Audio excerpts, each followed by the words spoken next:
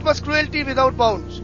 2 years back, this man, Deepak Bhattacharya, killed his 16-year-old son Vishwadeep for failing in a table tennis practice session, clubbing him to death with the same TT bat he had gifted him. Now a fast-track court here has sentenced him to 7 years in jail. 7 years imprisonment, 2,000 rupees fine,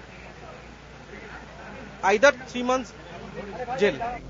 Deepak's wife Papia was among the 18 witnesses in court, demanding life imprisonment for him. Both she and her daughter Neha fear he would torture them once he comes back from jail. 7 years will pass in an instant. He'll come back from jail and torture us. I wanted him to get life imprisonment. Deepak fell ill inside the court when the verdict was announced. He will now go on appeal in a higher court. With Angshuman Ray in Kolkata, Sukarno Sen.